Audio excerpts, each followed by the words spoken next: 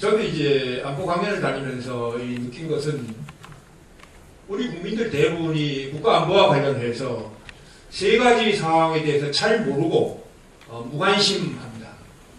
그 세 가지 사항이 무언가 하면 북한의 군사 위협, 그리고 한미연합사 해체 문제, 그리고 조금 전에 우리 이상진 대표님께서 말씀하신 바와 같이 연방제 통일 문제입니다. 이 세 가지가 우리 국가 안보의 아주 핵심 요소입니다. 그런데 대부분의 우리 국민들이 이 사실을 잘 모르고, 잘 모르니까 무관심합니다.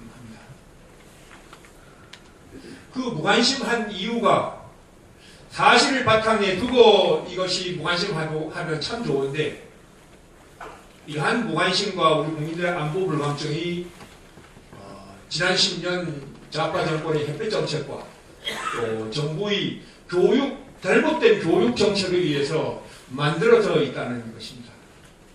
이것이 지금 우리 국가의 위기입니다. 근데 더더욱 이 일은 오늘 여기 나오신 우리 여러분들처럼 연세가 대부분 60 이렇게 넘으신 분들은 현실은 잘 모르지만 6.25 전쟁을 경험했고 또 6.25 전쟁을 알고 있기 때문에 북한 체제가 어떻고 북한이 어떻게 나쁜 체제라는 것을 충분히 알고 있습니다. 그래서 현실은 잘 모르지만 큰 문제가 되지 않는데, 지금 제일 문제가 되고 있는 것은 우리 20대에서 40대까지의 젊은 세대입니다. 이 20대에서부터 40대까지 젊은 세대는 북한도 모르고 6.25 전쟁도 모르고 6.25 전쟁 이후에 그 수많은 북한의 도발도 모르고, 그런 가운데 북한은 가난하기 때문에 전쟁할 능력이 없다는 생각을 가지고 있습니다. 거기에다가 아까 말씀드린 우리 전교조 선생님들이 언론 방송을 통해서 문학을 통해서 반미 감정을 집어넣어가지고 반미 정서를 가지고 있습니다. 이것이 지금 우리 국가에서 가장 큰 위기라면 가장 큰 위기입니다. 그래서 이 20대에서 40대의 이 젊은 세대들 어떻게 안보인식을 바로잡아주고 교육을 올바로 시키느냐 하는 것이 우리 국가적으로 가장 중요한 문제라고 저는 생각합니다. 그 중요한 문제에 대해서 아까 우리 이상진 대표님께서 관심을 가지고 지금 이 올바른 교육을 위해서 운동을 추진하고 계신데 대단히 바람직스러운 일이라고 생각합니다. 우리 이상진 대표님께서 다시 한번 박수 보내주시기 바랍니다.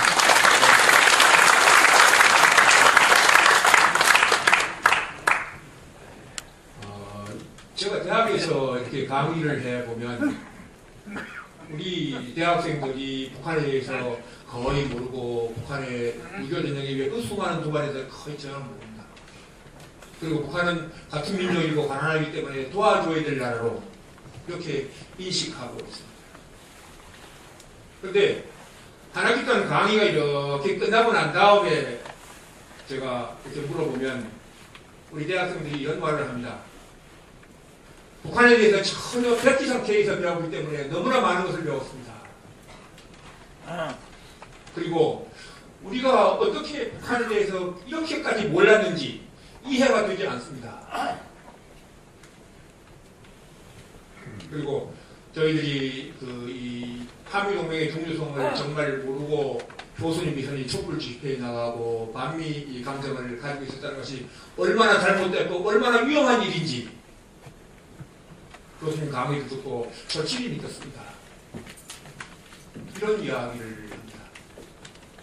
그리고 또 어떤 학생들은 요즘 이제 아마 우리 대학 4학년들은 이 취직시험을 많이 봅니다. 그 취직시험에서 면접도 많이 보는데 저희 서 가지고 한 학기 동안 교수님 강의 듣고 면접을 잘 봐서 제가 2군데 원서를 냈는데 다 합격했습니다. 이런 얘기하는 학생들이 있습니다. 따라서 우리 대학생들을 올바로 가르치기만 하면 얼마든지 올바른 국가관과 안보가를 가질 수 있습니다. 우리 교육정책이 정말 하루빨리 바로 써야 되지 않겠는가 하는 생각을 듭니다.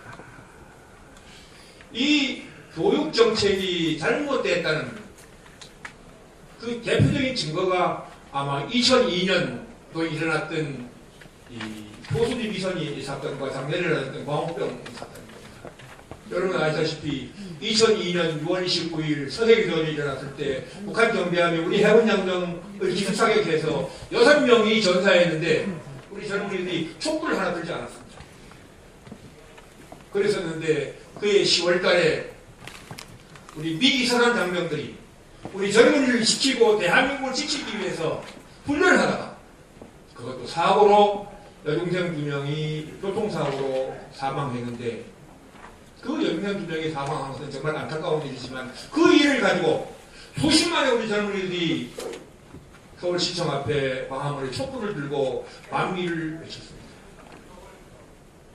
그리고 작년에 마찬가지 왕병 없는 그 미국 제국을 가지고 수십만의 우리 젊은이들이 만미를 외쳤습니다. 여러분들 몇천 명의 젊은이들이 촛불을 들고 나와서 만미를 외친다 그러면 그것은 아마 이해할 수 있을 겁니다. 그러나 몇만 명도 아닌 수십만 명의 젊은이들이 촛불을 들고 나와서 만미를 외쳤다는 것은 이것은 명백한 교육의 잘못이고 교육의 실패입니다.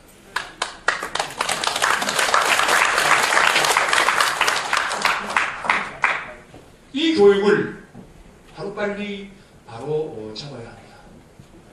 이것이 가장 중요한 문제입니다.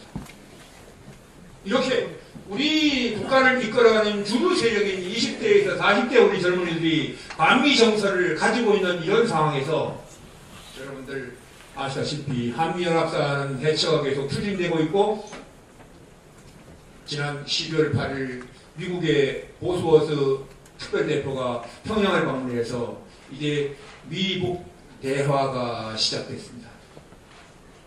그래서 오늘 여러분들에게 이 미북 대화의 본질은 무엇이고 거기에 한미연합사 해체가 어떤 영향력을 미치고 얼마나 중요한 문제인가 하는 것에 대해서 잠시 말씀을 드리도록 하겠습니다. 지금 미북 대화가 시작됐고 북한이 미국과 양자 대화를 하는 것은 과거에 북한이 미국과 양자 대화를 한 것과는 근본적으로 그 성격이 다릅니다. 북한이 1994년과 2002년 대표적으로 2번 미국과 양자 대화를 했는데 그때의 대화는 북한이 핵을 만들기 위한 시간을 벌기 위한 대화였습니다. 그런데 이번에 양자 대화는 이제 북한이 핵을 만들었습니다. 핵을 만든 상태에서 그 핵을 만든 목적을 달성하기 위한 대화입니다. 그래서 과거의 2번 양자 대화와 이번에 북한이 미국과 하는 양자 대화는 근본적으로 그 성격이 다르다. 그러면 북한이 핵을 만든 목적이 뭡니까? 여러분들 아시는 분은 아시겠지만 북한이 핵을 만든 목적을 가장 정확하게 이야기한 것이 김정일이 김일성 유언을 이야기했을 때입니다. 북한이 2006년 10월 9일 날 핵실험을 하고 난 이후에 그 직후에 중국의 탕자시안 후지타 특사가 북한을 방문해서 김정일과 대답할 때 김정일이 이 탕자시안 특사에게 이런 말을 했습니다. 한반도 비핵화는 고 김일성 주석의 유언이고 나의 목표다. 우리는 미국과 평화공존을 원하며 미국과 평화공존할 수 있다면 우리는 한 발의 핵병기도 가질 필요가 없다라고 말했습니다. 즉 미국과 평화공존을 할 수 있다면 한 발의 핵병기도 가질 필요가 없다. 이 말은 김일성이 김정일에게 이 핵을 가지고 미국과 평화조약을 체결하고 주한미군을 철수시키고 그리고 6.25 전쟁 때처럼 다시 남침했을 때 미국의 개입을 막고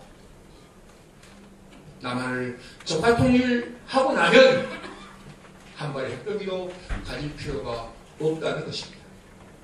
즉 김일성의 유언은 김정일이 이 핵을 가지고 미국의 개입을 막고 미국과 평화공존하면서 적화통일하라는 것이 김일성의 유언이었습니다. 그리고 그것이 바로 김정일의 지금 목표입니다. 그 목표를 달성하기 위해서 북한은 어떠한 낭만을 무릅쓰고 지난 20년 동안 국제사회의 그런 많은 압력에도 불구하고 핵을 포기하지 않고 이제 핵을 만들었습니다.